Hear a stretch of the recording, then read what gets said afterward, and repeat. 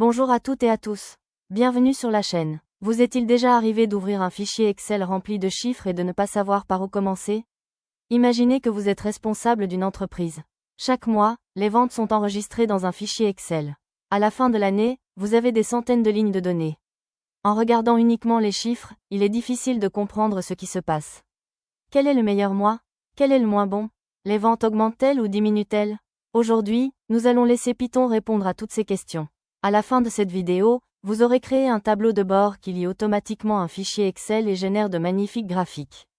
Commençons. Regardons d'abord notre fichier Excel. Il contient simplement deux colonnes. La première colonne représente les mois. La deuxième contient le montant des ventes. C'est tout ce dont nous avons besoin. Ouvrons maintenant Visual Studio Code. Nous allons importer deux bibliothèques. Panda pour lire le fichier Excel. Et Matplotlib pour créer les graphiques. Ensuite, nous chargeons les données dans un data frame. Vous pouvez imaginer un data frame comme un tableau intelligent que Python peut manipuler très facilement.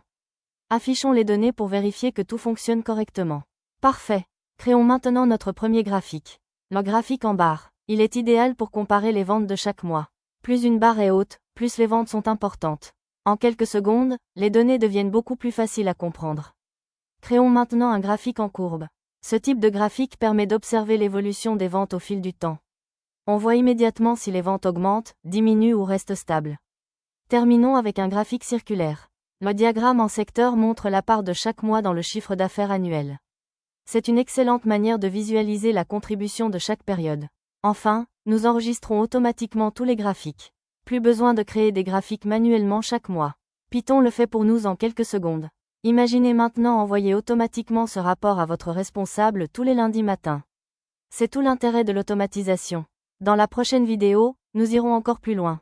Nous apprendrons à générer un rapport PDF complet et à l'envoyer automatiquement par email.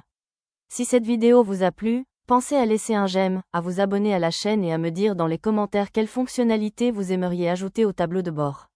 Merci d'avoir regardé cette vidéo, et à très bientôt pour un nouveau projet d'automatisation avec Python.